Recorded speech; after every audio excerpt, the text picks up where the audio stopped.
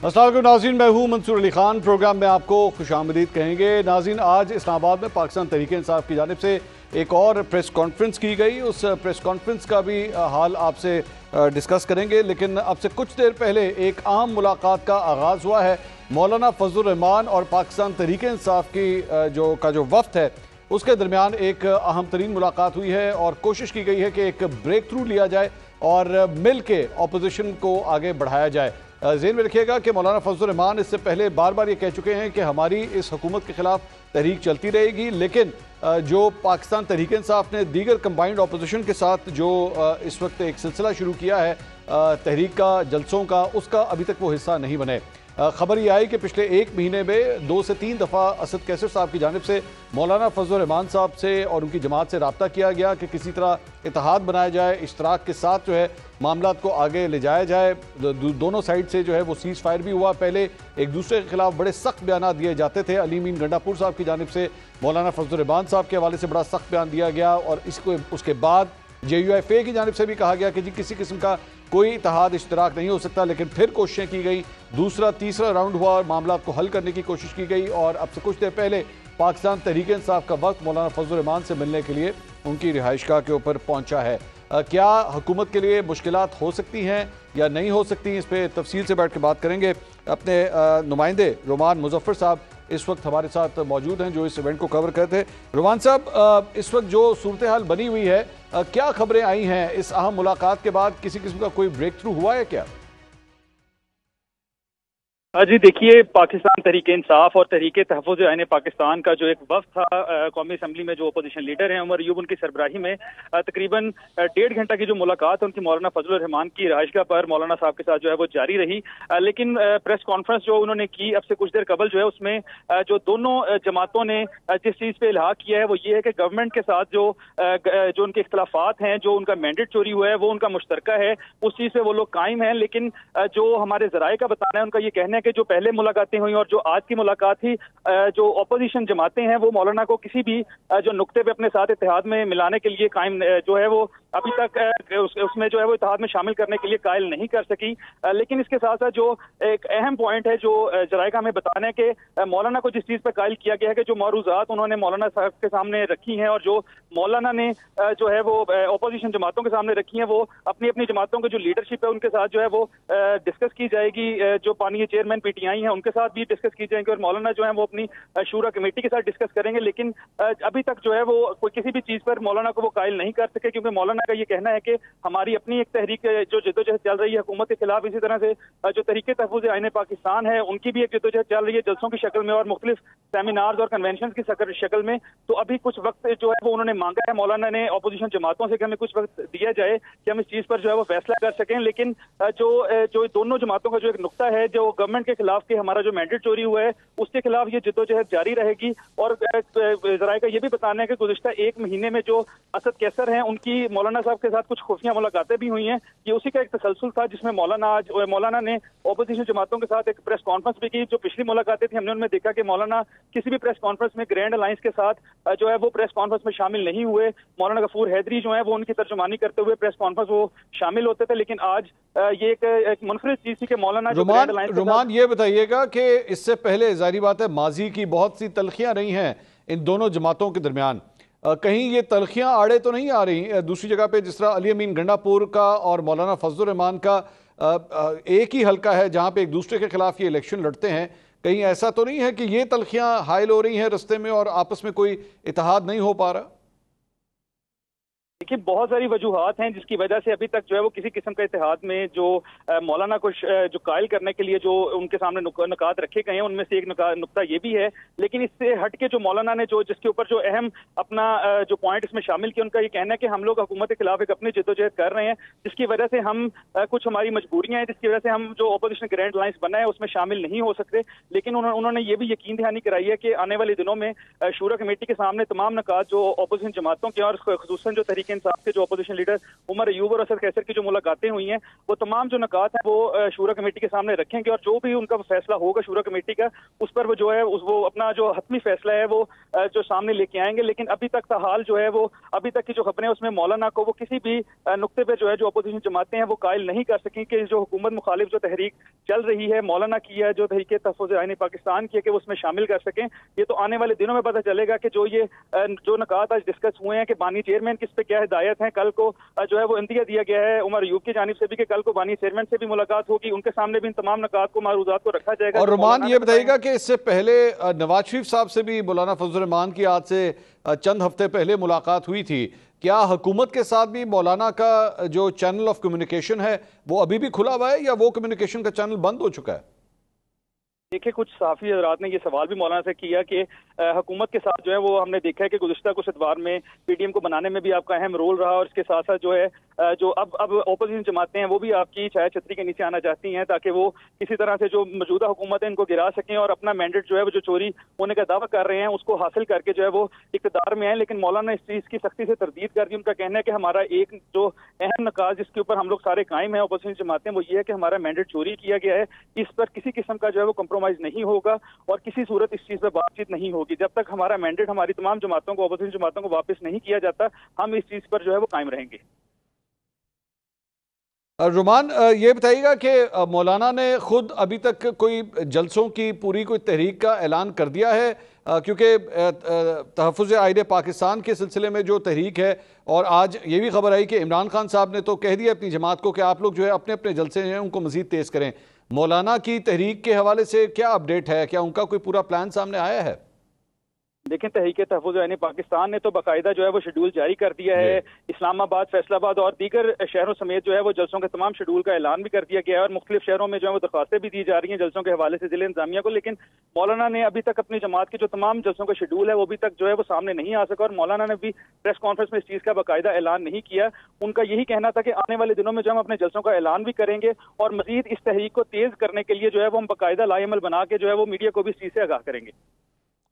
बहुत बहुत शुक्रिया रुमान आपका। हमारे नुमाइंदे रुमान हमें तफसीलात से आगाह कर रहे थे। मौलाना फजल रहमान के साथ पाकिस्तान तहरीक इंसाफ का आज किसी किस्म का ब्रेक थ्रू नहीं हो सका, लेकिन इससे पहले भी अटेम्प्ट की गई थी। 2 दफ़ा मुलाकात हुई थी असद कैसर साहब की, बाकायदा जो मुलाकात फॉर्मली जिसे आप कहते हैं वो मुलाकात हुई, लेकिन उसके बाद पस पर्दा उसे खुफिया रखा गया।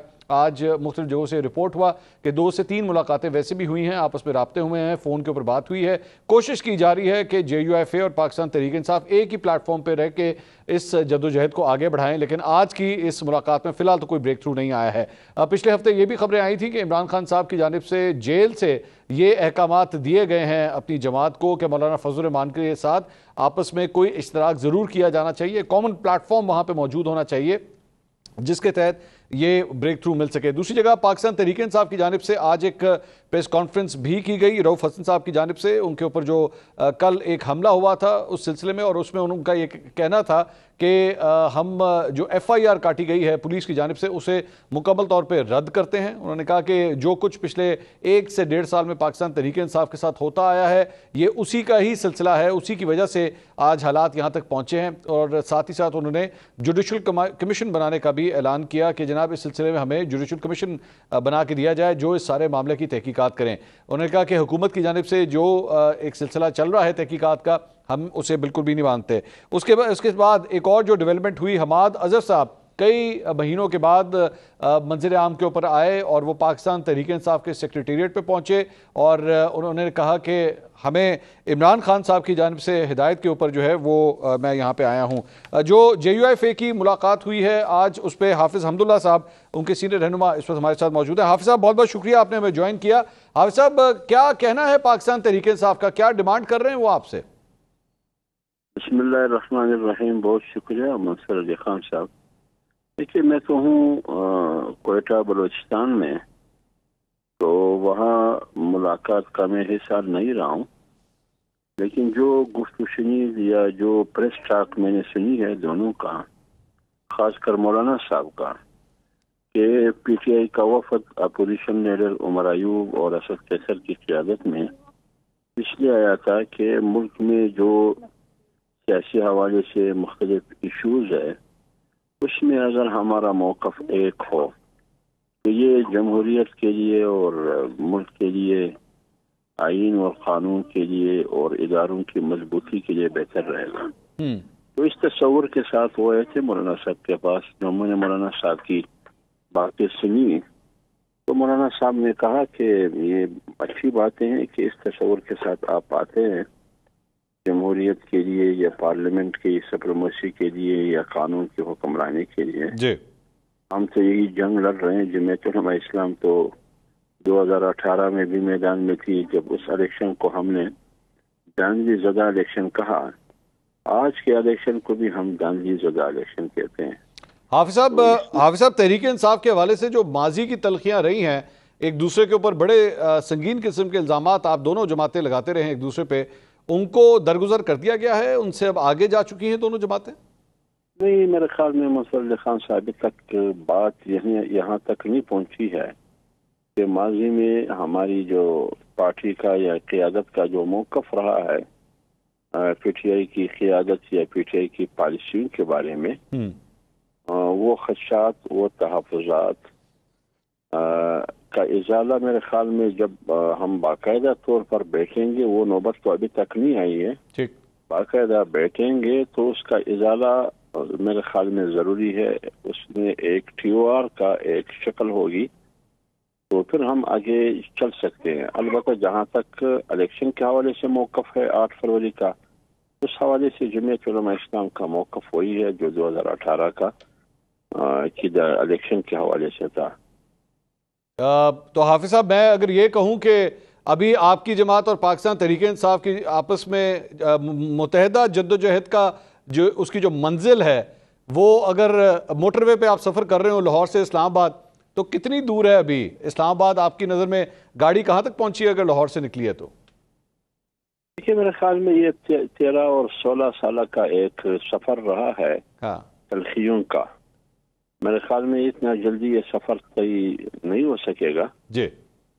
इसके लिए थोड़ी सी वक्त दरकार है, थोड़ा इंतज़ार करना पड़ेगा। हाफिज अब्दुल्ला साहब, बहुत बहुत शुक्रिया हमसे गुफ्तगू करने के लिए। नाज़रीन, आपने उनकी गुफ्तगू सुनी। उन्होंने कहा आपस में गुफ्तो शुनी का सिलसिला ज़रूर शुरू हुआ है, लेकिन बाकायदा तौर पर किसी इत्तेहाद या इश्तराक की अभी मंजिल जो है वो बहुत दूर है। माजी की तलखियाँ हैं, 11, 12, 13 साल की तलखियाँ हैं, जिसे भुलाना इतना आसान काम नहीं है। JUIFA का मौक़िफ़ आपने सुना। एक ब्रेक लेंगे। ब्रेक के बाद मुस्लिम लीग नून के सीनियर रहनुमा तलाल चौधरी साहब और पाकिस्तान तहरीक इंसाफ से अज़हर सिद्दीक़ साहब भी हमारे साथ मौजूद होंगे। दोनों जमातों के दरमियान जो कुर्बतें बढ़ रही हैं, इस पर हुकूमती मौक़िफ़ क्या है? क्या आप कोई परेशानी के आसार वहाँ पर मौजूद हैं या नहीं? इस पर तफसील से बात करते हैं ब्रेक के बाद। हमारे साथ रहिएगा।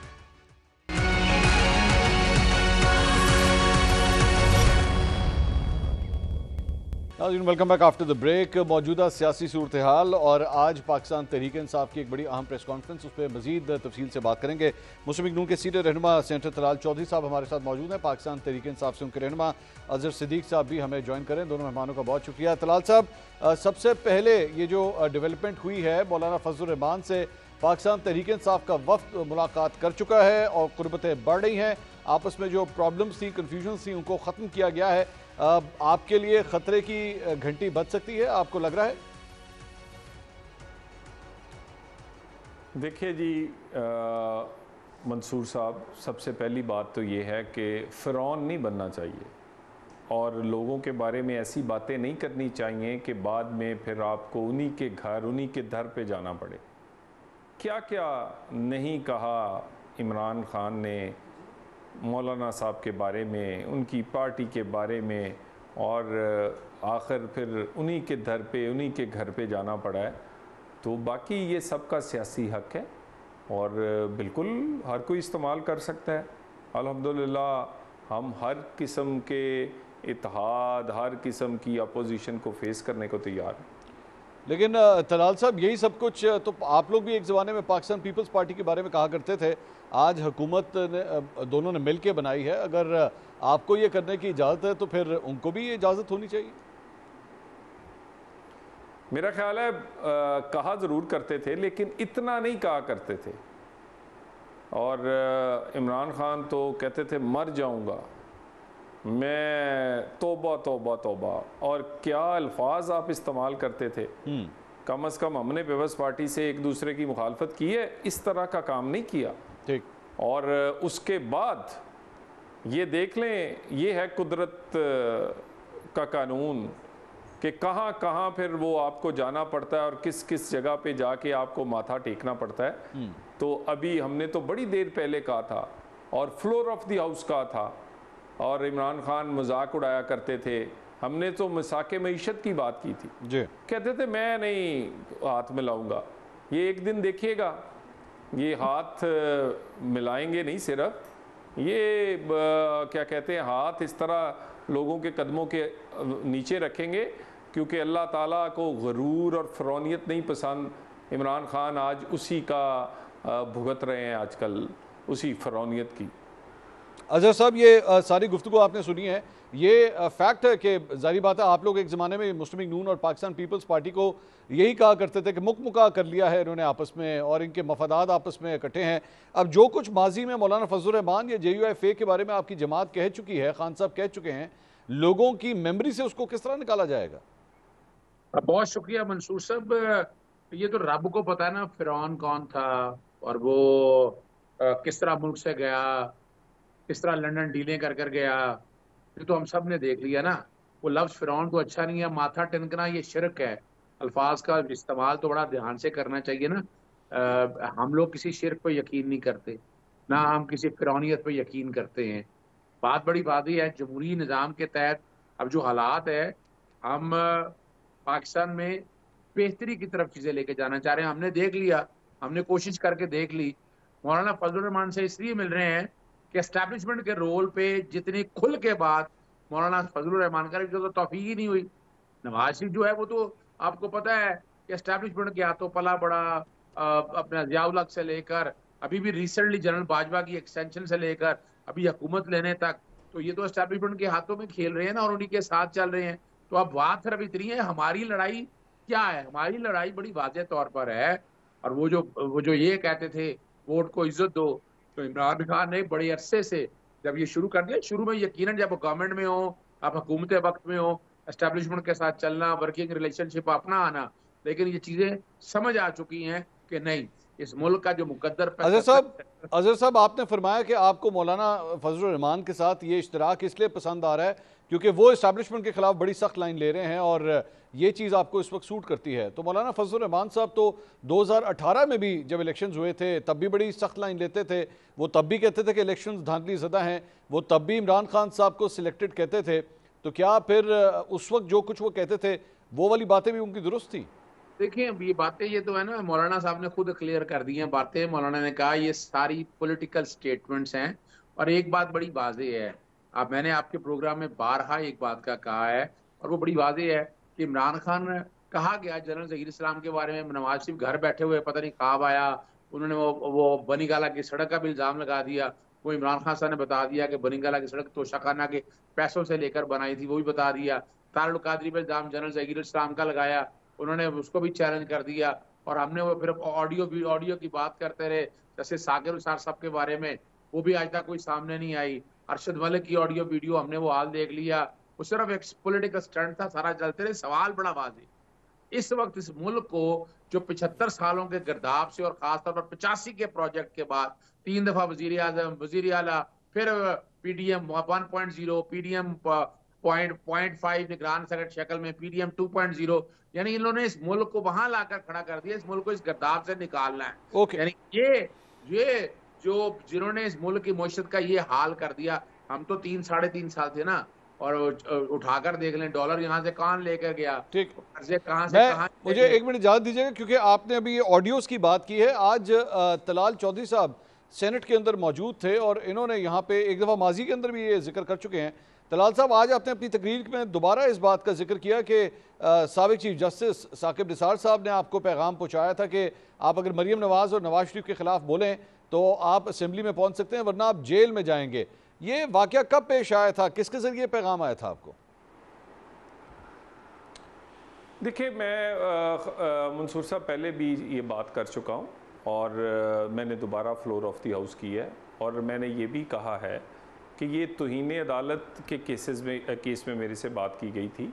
और साकिब निसार, मैंने तो ये कहा है कि अदालतों को जब कहते हैं कि जजेस पर तनकीद नहीं होनी चाहिए, बात नहीं होनी चाहिए, तो फिर अदालतों को भी मैग्नेनिटी और दरगुजर करना चाहिए। और मैं ये जो वाक़या है ये मैं पहले भी कह चुका हूँ कि इसकी जब तहकीक होगी तो बाकी सारे शवाहिद और उसके बहुत सारे गवाह मौजूद हैं और बहुत सारे उसके बाकी शवाहिद मौजूद हैं कि ये कब ऑफ़र हुआ, क्या कैसे हुआ, और उसके बाद फिर अकॉर्डिंगली बाद में मुझे उसी तरह सज़ाएँ और उसी तरह सब कुछ होता भी रहा। तलाल साहब, ये इसका जिक्र अभी मियाँ साहब ने भी अपनी तकरीर के अंदर किया, जो उन्होंने 180H के ऊपर तकरीर की, उसमें भी उन्होंने कहा कि साकिब निसार साहब की एक ऑडियो मेरे पास मौजूद है। अभी साकिब निसार साहब की एक ऑडियो जो माजी में आ चुकी है, गालबन वो उसका ही जिक्र कर रहे थे, उसमें तो काफ़ी हद तक एडिटिंग हुई हुई है और उसमें जितने भी एक्सपर्ट्स हैं वो कहते हैं कि ये ऑडियो सही नहीं है, ये ऑडियो जाली है।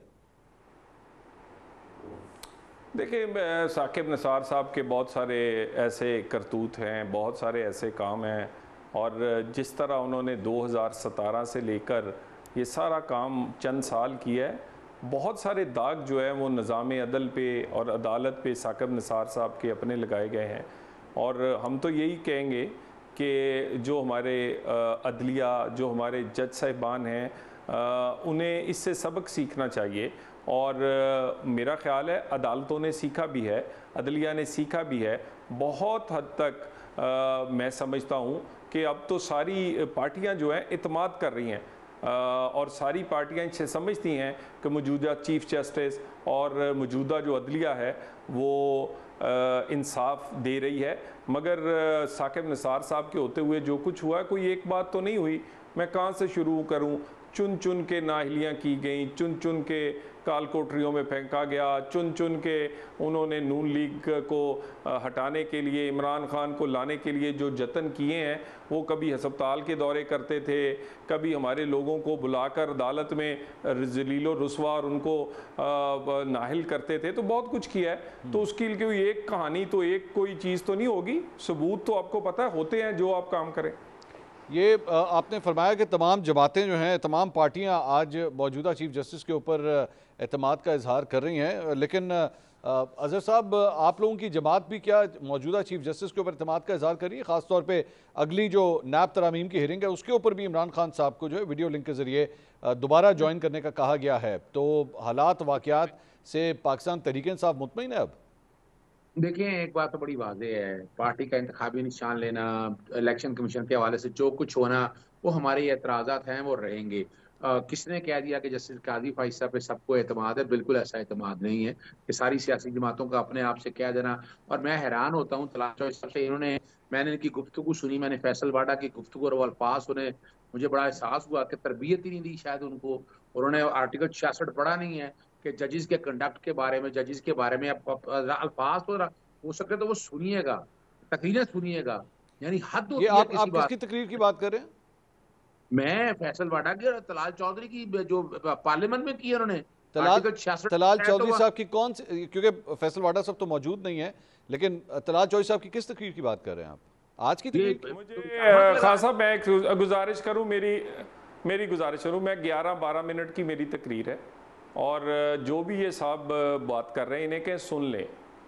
मैंने अदालत से दरगुजर का गुजारिश की है, मैंने अदालत से मैग्नेनिटी की बात की है, मैंने अदालत से कहा है कि ये कानून जो है स्कैंडलाइज करने का, ये जो तौहीन अदालत का कानून, ये जो इस्तेमाल है, ये अब दुनिया में जो ख़त्म हो चुका है। तो गुजारिश ये है कि अदारों के दरमियान कोई रिफ्ट नहीं होनी चाहिए। मेरी 12 मिनट की तकरीर इन्हें सुना दे। मैं इसीलिए पूछने लगा था उनसे, ऐसे ही मुंह उठा के आके बातें करनी है तो मेरा ख्याल है ये करते रहे अपनी तकरीर, हक़ाइक़ पे बात करें। मेरा मतलब है फ्लोर ऑफ द हाउस मैंने बात की है, जिम्मेदार आदमी हूँ।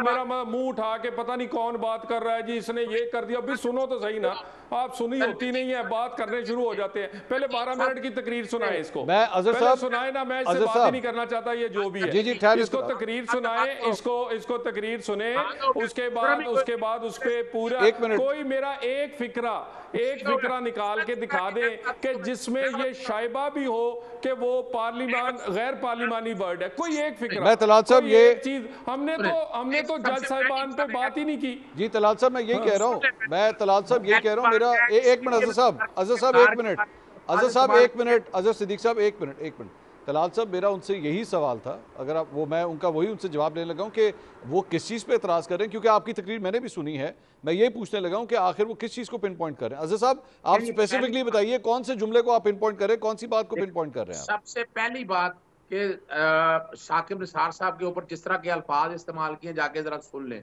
मैं दोहराना नहीं चाहता। फिर उन पर इल्जाम लगाया कि उन्हें पैगाम दिया। आपने स्पेसिफिकली इनसे पूछा किसने पैगाम दिया, कोई नहीं। मैं चैलेंज करता हूं इनको। और वजह क्या है कि ऑडियो वीडियो का धंधा जो है ना, वो इश्तियाक मिर्जा का केस नहीं पढ़ा इन्होंने। उसमें अरशद मलिक ने इतने इल्जाम लगाए थे, नैब कोर्ट में भागे थे कि हमने ऑडियो वीडियो पे बात ही कोई नहीं करनी है। और अगली बात बता दूं कि तौहीन अदालत का कानून मेरा आपका नहीं बनाया हुआ। आर्टिकल 204 आईने पाकिस्तान का हिस्सा है, वो किसी पार्लियामेंट के बारे में लफ्ज नहीं है। और कंटेम्प्ट ऑफ कोर्ट ऑर्डिनेंस जो है, ये इसी पार्लियामेंट ने ये सारा बैठकर वैसे मेरे ख्याल में अज़हर साहब, तलाल साहब को कंटेम्प्ट ऑफ कोर्ट के बारे में अच्छा खासा पता होगा। मेरे ख्याल में he is not the sort जिनको ना पता हो। उन्होंने तो he is been a victim of that ना, इनको तो पता है इस चीज का। नहीं, देखिए मैं बताऊं आपको, अब उन्हें पता नहीं कि नाहल कैसे किया। भाई जब आपने अल्फाज, वो जो अल्फाज 5 जजेस के बारे में अल्फाज, अब मुझे तो याद है, मैंने तो इसलिए देखिए इनको तौहीन अदालत में सजा दी गई, उसकी वजह से नाअहल हुए। नवाज शरीफ ने आर्टिकल 62(1) के साथ आज भी जायदादें का सबूत नहीं दिए, इसलिए नाअहल हुआ। और ये सिर्फ खाली नवाज शरीफ की नाअहली नहीं है, बहुत से लोगों की। मेरा अज़हर साहब सवाल ये है कि क्या अब अगर आप एक सेनेटर हैं, आप सेनेट के फ्लोर पे खड़े हुए हैं, आप वहां पे क्या अपनी राय का इजहार नहीं कर सकते? क्या एक पार्लियामेंटेरियन को इस बात का राइट नहीं है? कर सकते हैं। आप जजेस के कंडक्ट के बारे में बात नहीं कर सकते। अच्छा। आइन का आर्टिकल 66 पढ़ लें। और मैं बाकायदा, मैंने फैसल वाडा की सारी तकरीर का ट्रांसक्रिप्ट तैयार कर लिया है। तलाल चौधरी साहब की अपनी जो तकरीर है उसका ट्रांसक्रिप्ट मेरा तैयार हो रहा है। मैं यकीनन मैं बाकायदा स्पीकर को लिखूंगा पहले, और उसके बाद ये तौहीन अदालत का वाज़े तौर पर ये बनता है कि इनको देखें, जो मर्जी करना हो, ये सियासी गुफ्तगू बैठ के जजेस के इस वक्त अगर आप मिसाल के तौर पर अगर इस्तेमाल हो रहे हैं, फैसल वाडा साहब ने अगर एक प्रॉक्सी के तौर पर अगर वो कोशिश कर रहे हैं, जिस तरह के डॉक्यूमेंट लेकर आते हैं, जिस तरह की इंफॉर्मेशन, और सारी इंफॉर्मेशन झूठ पर मबनी थी। चले, मैं तलाल साहब को एक मिनट, तलाल साहब का पॉइंट ऑफ व्यू तो सुने ना। तलाल साहब, आप इस पे क्या? मेरी गुजारिश सुने, ये जो भी साहब हैं इन्हें कहें मुझे ये बता दें कि जिस फिक्रे पे मैं नाअहल हुआ था वो क्या फिक्रा था। चले ये बता दें मुझे। बताएं जी साहब। देखिए आपने 5 जजेस के बारे में क्या लफ्ज किए थे, याद है आपको? मैंने कहा ही नहीं 5 जजेस। ओहो, ये आप छोड़ दें इस बात को। आप बैठ के ना, यानी आप भाई बात का मेरे भाई अपनी बात आपको पता नहीं है, केस मेरा पता नहीं है ना, मैंने जजेस की बात की।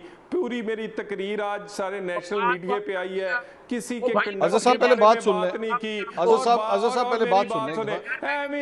पता नहीं मेरी बात। अज़हर साहब पहले उनकी बात सुन लें। अज़हर साहब एक मिनट, एक एक करके बात करें ना। अभी तलाल साहब की बारी है, पहले उनकी बात सुन लें। जी तलाल साहब। मंसूर साहब, गुजारिश ये है, मेरा केस मैं फाइल इन्हें भेज देता हूँ, पढ़ के मेरे से बात कर ले, मेरी तकरीर दे। चले, मेरे ख्याल में इससे आगे चलते हैं ना तलाल साहब, इससे आगे चलते हैं। मेरी गुजारिश सुन ले मंसूर साहब, मेरी गुजारिश सुन ले। जी बोलिए मेरी बात, ऐसे बंदों को बुलाया करें जो जिम्मेदारी से बात करें। मैं जिनकी जिम्मेदारी, जिन्हें पता ही नहीं है क्या, मैं क्या इनको जवाब दूं भाई?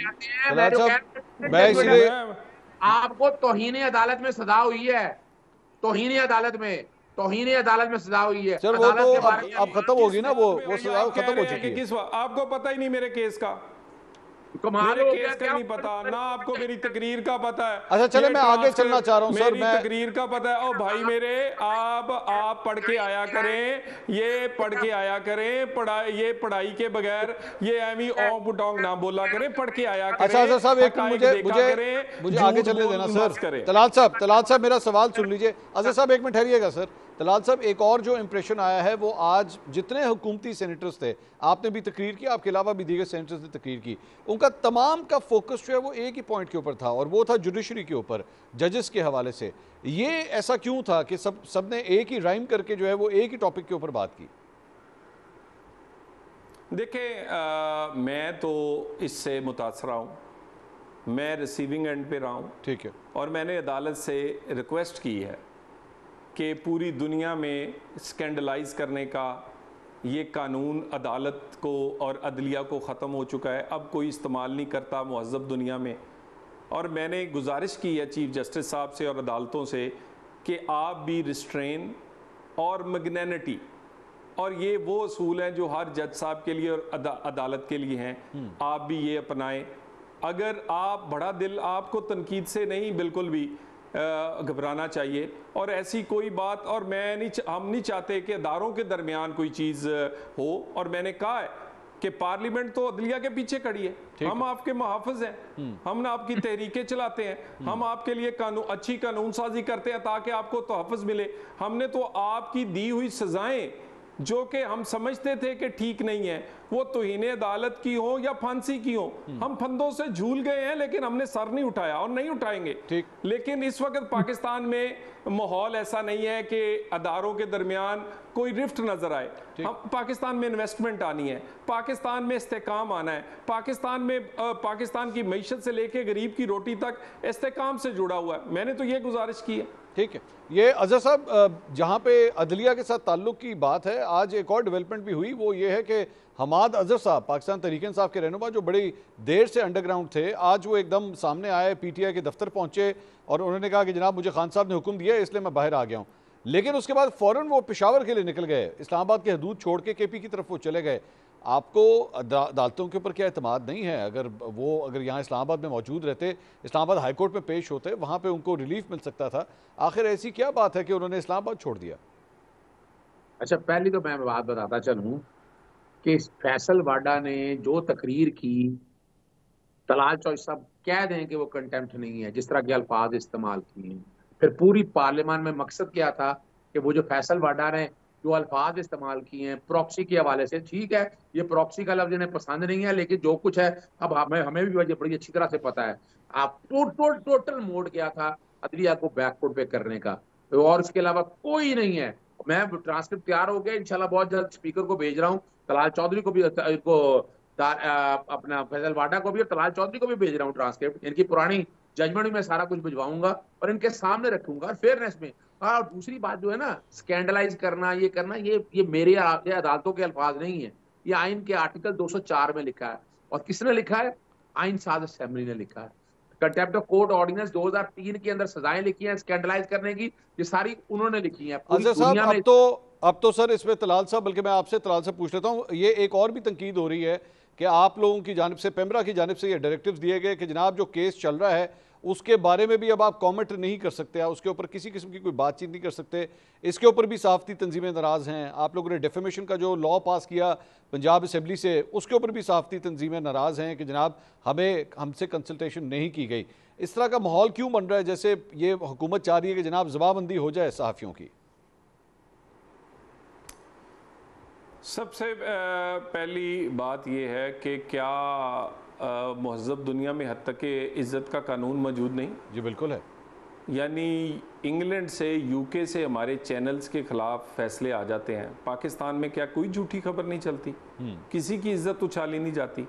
कानून वक़्त की ज़रूरत है। अगर कानून में कोई तब्दीली की मज़ीद गुंजाइश है तो वो की जा सकती है, मगर ये नहीं हो सकता कि कभी हद तक के लोग बयान दे दें या कोई ख़बर चल जाए और उसके बाद कोई मुल्क का नुकसान हो, किसी का ज़ाती नुकसान हो, कोई पूछने वाला ना हो।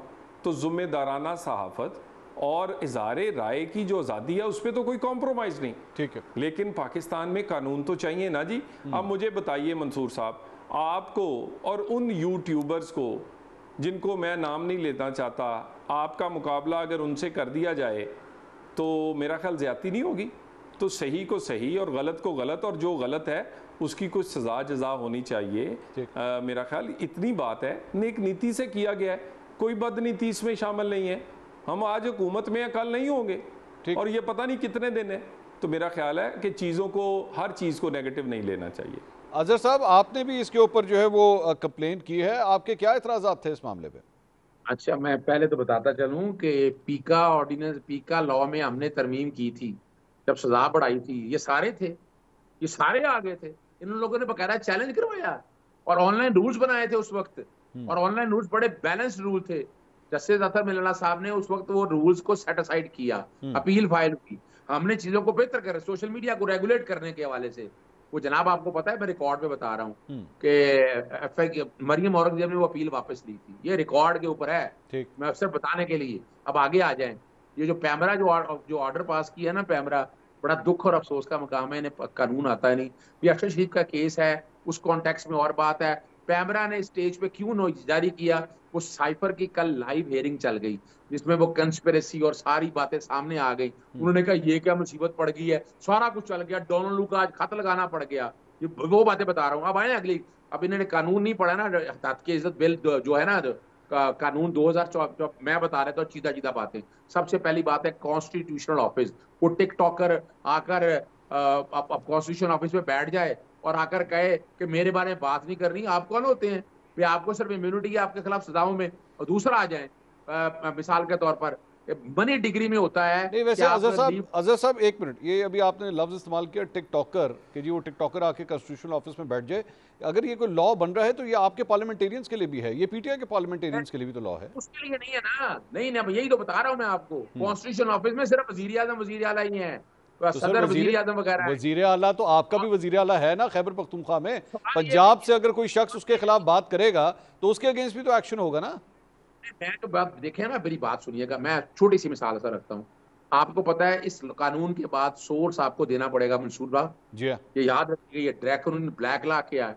आप किसी की इतला के ऊपर खबर नहीं दे सकेंगे। आप नहीं सर, सोर्स एक नहीं अजहर साहब एक मिनट, सोर्स का जहां तक ताल्लुक है सोर्स रिवील नहीं करता जर्नलिस्ट। हाँ अलबत्ता अपनी खबर को प्रूफ जरूर करता है, उसे प्रूफ करना पड़ता है। खबर को जब प्रूफ करना होगा तो सोर्स लाना पड़ेगा आपको। नहीं जरूरी नहीं है ना सर, ना जरूरी नहीं है अजहर साहब, ये जरूरी नहीं है। मैं एक साथी होने के नाते आपको बता रहा हूँ ये जरूरी नहीं है। नहीं मैंने इस कानून की जिस बता रहा हूँ ना, लीव टू डिफेंड देना है। लीव टू डिफेंड कहाँ है कि जहां मनी डिग्री हो, यानी आपको हक के दिफा ही नहीं देना। वो प्रिमिनल डिग्री कर देगा, 30 लाख रुपए जुर्माना कर दिया, वो जमा कराएं, उसकी अपील नहीं होगी, अब स्टे नहीं मिलेगा जब तक वो पैसे जमा नहीं करा देंगे आप। फिर यही नहीं है जो ट्राइब्यूनल के जजेस तैनात करने हैं वो हुकूमत वक्त तैनात करेगी। यानी ये भी एक बताकर 3 जज भेजेंगे नहीं मेरे तो। देखें अब आइन के आर्टिकल 116 के तहत गवर्नर ने एसेंट देनी है। मैंने गवर्नर को लिखा है कि आप इसकी एसेंट ना दें, इसको रिकंसिडर करेंगे, स्टेक होल्डर को इन्वॉल्व करें। तलाल साहब ये इस सारे मामले पे जहां पे इन्होंने गवर्नर को लिखा है वहां पे पाकिस्तान पीपल्स पार्टी ने भी आज कहा है कि जनाब इसके ऊपर हम हुकूमत को सपोर्ट नहीं करेंगे। गवर्नर हाउस के अंदर भी पाकिस्तान पीपल्स पार्टी का गवर्नर बैठा है। मुख्तलिफ जगहों से आपके लिए परेशानियां आ रही हैं इस लॉ को लेकर? देखिए कोई मसला नहीं जी। एक तो मैंने कहा ना जो साहब आपने बुलाए हुए इन्हें कुछ भी नहीं पता। पीका के कानून बनाने वाली कमेटी में मैं शामिल था और मैं उस कमेटी की मैं तकरीबन 2.5 साल हमने एक्सरसाइज की। हमने पब्लिक हेयरिंग्स की, 2 दफ़ा असेंबली में गया, उसमें पीपल्स पार्टी और बाकी तमाम जमातों के पीटीआई समेत के तहफ़्फ़ुज़ात थे वो हमने दूर किए और हमने बनाया। पाकिस्तान में सोशल मीडिया आए हुए 15 साल हो गए थे लेकिन किसी ने कानून बनाने की जहमत नहीं फरमाई। और उसके बाद इसी तरह ये हद तक इज़्ज़त है, ज़रा पढ़ ले। अगर किसी पार्टी को किसी को कोई तफज़ होगा कोई और सबसे ज़्यादा ज़रूरी हम समझते हैं कि सहाफ़ी भाई हैं और अगर कहीं होगा अमेंडमेंट हो सकती है, दोबारा देखा जा सकता है, मगर ये नहीं हो सकता कि आप मेरी इज्जत उछालें। तलाल साहब एक्चुअली मेरे ख्याल में मेरे पास फोरम ही कोई ना हो। मैं तलाल साहब मेरे ख्याल में एक जो इशू है वो ये है कि एक मिनट अज़हर साहब, मेरा अज़हर साहब एक मिनट, तलाल साहब एक इशू जो आ रहा है वो ये है कि शायद इस वक्त माहौल इस किस्म का बना हुआ है कि अगर आप कोई अच्छा कदम भी उठाने की कोशिश करेंगे तो उसके ऊपर उसे शक की निगाह से देखा जाएगा। आज रऊफ़ हसन साहब ने पाकिस्तान तहरीक इंसाफ ने प्रेस कॉन्फ्रेंस की। उन्होंने कहा रऊफ़ हसन साहब के साथ जो वाक़या पेश आया, उन्होंने कहा ये जो FIR काटी गई है थाने के अंदर हम इसे रिजेक्ट करते हैं और इस मामले के ऊपर भी उन्होंने कहा जुडिशल कमीशन बनाया जाए। वो कहते हैं 9 मई के ऊपर भी जुडिशल कमीशन बनाया जाए, 8 फरवरी के इलेक्शन पे भी जुडिशल कमीशन बनाया जाए। तो हर बात के ऊपर जो है वो एतमाद की, ट्रस्ट की कमी है कि हुकूमत अगर कुछ कर भी रही है शायद इसकी नीयत ठीक नहीं है, जिस पे वो बार बार आप लोगों से कहते हैं जुडिशल कमीशन बनाए इस मामले पे। देखिए जो मर्जी कोई कहता रहे ना, हुकूमत ने अपना काम करना है, एग्जीक्यूटिव ने अपना काम करना है और बाप किसी के कहने पे, इनके कहने की क्या बात है। अच्छा, और बाकी रही बात क्या 9 मई नहीं हुआ? क्या 9 मई के मुकदमे, 9 मई में लोगों के जो फुटेज हैं, 9 मई में जो चीज़ें हैं वो सामने नज़र नहीं आ रही? ठीक। तो उसके बाद इसी तरह बाकी साइफर का मामला है, हमने तो इनकी जो FIR है जो इन्होंने लिखा दे दिए। इसके बाद आए तफ्तीश में, जिसको कहेंगे वो इनकी तसल्ली करवाई जाए। सिर्फ बातों से या मेरा मतलब है आप सिर्फ हर बात का आपके मेरा मतलब है घर कोई सालन खराब हो जाए, वो पकता हुआ हांडी खराब हो जाए, उसका इल्ज़ाम भी एजेंसी पे, आपके कोई टायर पंचर हो जाए एजेंसी पे, तो बस करें ना जी, हर बात का कोई ना कोई सबूत देना पड़ता है ना। और दूसरी बात यह है कि जी आपको बात करनी पड़ेगी उससे जिसके पास कुंजी है, वो जेल में है। ये पता नहीं किस दुनिया में बैठे हैं। ये बातचीत जो है वो पार्लियामेंट के अंदर जो भी इनके लोग हैं उनसे होगी, किसी भी ऐसे आदमी से बात नहीं होगी जो सजा से याफ्ता है, और किसी भी फिरौन से तो बात होगी नहीं, वो हमने ना कभी की है ना करेंगे। रही बात सियासी जमातों से बात करेंगे, पाकिस्तान के लिए बात करेंगे, पाकिस्तान गरीब की रोटी के लिए बात करेंगे, इकोनॉमी के लिए बात करेंगे, इंटरनल सिक्योरिटी पे करेंगे, मैं बाकी ये जो मर्जी कहते रहे। अजहर साहब, इस तरह तो वैसे कहानी नहीं चलेगी अगर हर बात के ऊपर ये कहा जनाब जुडिशल कमीशन बना दें। एक प्रोसेस है, जारी बात है, एक वाकया हुआ है, उसकी FIR ही कटती है पुलिस स्टेशन के अंदर, तहकीकात होती है, हर चीज़ के ऊपर जुडिशल कमीशन किस तरह बन सकता है? देखिए मेरी बात सुनिएगा, यही तो अपना कहना, ये हम छींकने के ऊपर भी दहशतगर्दी के पर्चे दर्ज हुए हैं। सरेआम बाजार के अंदर, इस्लामाबाद के अंदर पुलिस स्टेट बन चुकी है, बस सामने हो दहशतगर्दी, और नहीं और क्या होती दहशतगर्दी। मेरे घर 13 अप्रैल को पेट्रोल बमों से हमला हुआ, शक्लें नजर आ गई सारी, आज तक पकड़ गए, फायरिंग हुई स्टेट। ये तो मैं वो बता रहा हूँ, इमरान खान ने पर्चा दर्ज कराने की अपनी कोशिश की, पर्चा दर्ज ना हुआ। मैंने अपना पर्चा दर्ज कराने की कोशिश की, वो पुलिस ने आकर पर्चा दर्ज कर दिया। ये ऐसे नहीं होता। आपका 85 का जो प्रोजेक्ट है ना, ये जितना भी बता रहे हैं ना, आज तक डिलीवरेंस नहीं है सर। डिलीवरेंस होती तो लोग वोट डालते हैं। 45 और 47 का झगड़ा जो हुआ, ये सामने कभी ना आता। ये सारी कौम का आपको पता है, इमरान खान आज भी पाकिस्तान की सबसे बड़ी पार्टी और पॉलिटिकल पार्टी जिसको लोग जान रहे हैं, वो तो इनकी बातों में थोड़ा यकीन करते हैं। यानी ये तो इलेक्शन हारे हुए थे, वो अब और अच्छा वो कह रहे हैं हमसे, इनसे क्या बात करनी है। वो भाई इनका तो देखें, इनके पास बंदा कौन है, मोहसिन नकवी किनका आदमी है, हर एक को पता है। इनके पास कौन सा बंदा है, मोहम्मद औरंगजेब किनका आदमी है, फैसल वाडा किनका आदमी है, सरफराज बुख्ती किनका आदमी है, हर एक को पता है।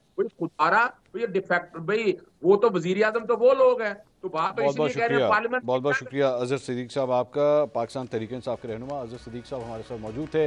तलाल चौधरी साहब मुस्लिम लीग नून की नुमाइंदगी कर रहे थे। प्रोग्राम से अब तक के लिए इतना ही। कल आपसे दोबारा मुलाकात होगी।